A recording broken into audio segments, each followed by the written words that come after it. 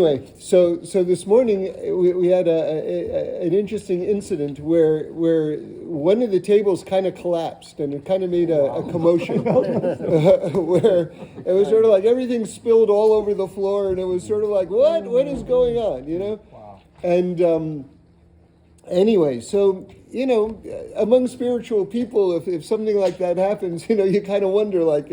What does that mean exactly? Is that a sign of something? Like, who knows? Oh, wow. So anyway, I asked myself that question, and here's my answer to myself.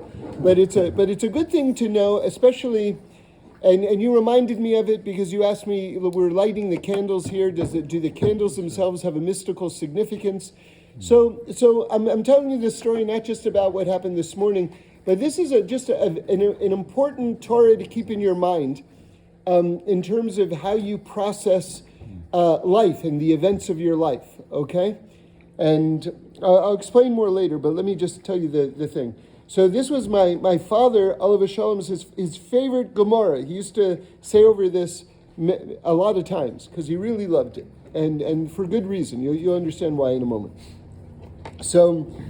So everybody knows that there are two mitzvahs in the Chumash where it lists the reward that you receive for the mitzvah itself, which is unusual. Because normally speaking, we've got all these mitzvahs. We've got 613 mitzvahs, and it almost never says what the reward is for it. But in two instances, it tells you what the reward is. And interestingly, it's the same reward for both of these mitzvahs. So what is it? The reward is long life.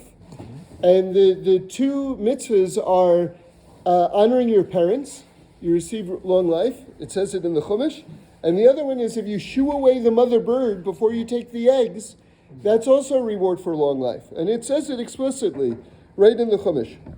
So I heard one commentary on that I thought was interesting, which is that it's the easiest mitzvah and it's the hardest mitzvah to do in the Torah. That just to shoo away a bird is the easiest thing you can do.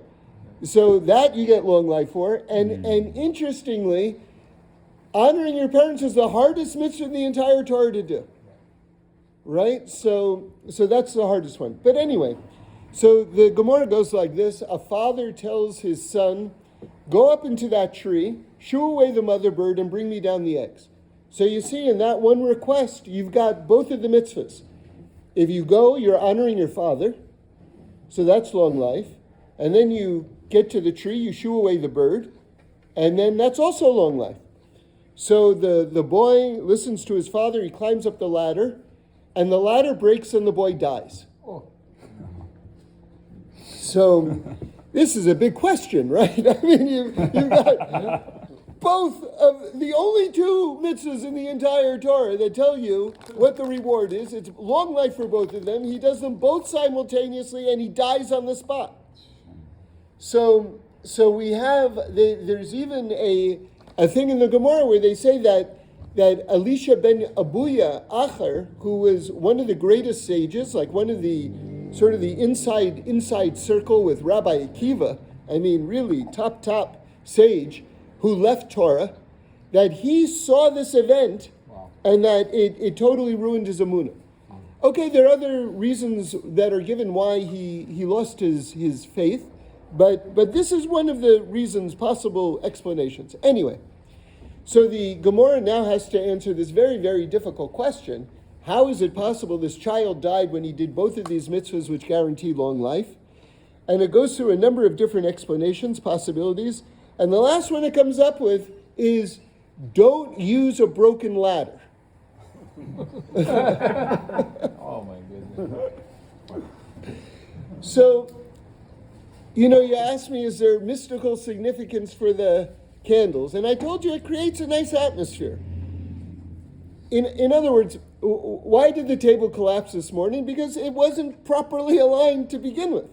It was on shaky ground to begin with. So Reb Shlomo said that the hardest way to go through life is where you have your head in the clouds and your feet on the ground at the same time. Most people who have their feet on the ground, they're not really very imaginative. They're not so spiritual because their feet are on the ground. They're looking at their watch. It's very,